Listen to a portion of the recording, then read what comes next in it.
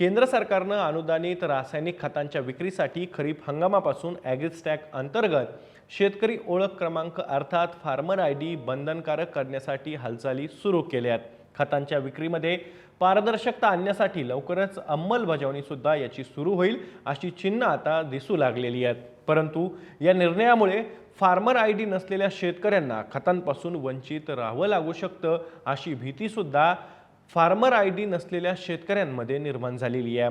केंद्र सरकारनं राज्यांना भांडवली गुंतवणुकीसाठी विशेष सहाय्य योजनेच्या अंतर्गत निधी देण्यासाठी 2 नवीन अटी घातलेल्या आहेत। त्यामध्ये दुसरी अट आहे ॲग्रिस्टॅकवरील फार्मर आयडी खतांच्या वापराशी जोडण्याबाबत। त्यामुळे केंद्र सरकारच्या या निर्णयाला राज्य सरकारांचा सुद्धा पाठिंबा मिळण्याची शक्यता आहे। तसंच फार्मर आयडीचा डेटाही राज्य सरकारकडेच असतो। अलीकडेच खतांच्या गैरव्यवहाराबाबत चिंता व्यक्त करताना केंद्रीय कृषी मंत्री शिवराज सिंग चौहान यांनी फार्मर आयडीचा उल्लेख केलेला होता। अनुदानित खतांचा वापर अनेकदा औद्योगिक किंवा बिगर शेती कामांसाठी केला जातो। यावर उपाय म्हणून केंद्र सरकार शेतकरी ओळखपत्रावर आधारित प्रणाली विकसित करत असल्याचं त्यांनी प्रतिपादन केलेलं होतं।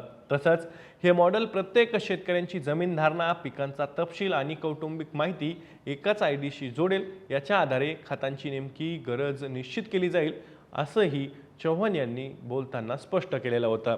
या निर्णयामुळे मात्र फार्मर आयडीसाठी नोंदणी न केलेल्या शेतकऱ्यांची मोठी कोंडी होईल अशी चिंता सुद्धा व्यक्त केली जाते आहे।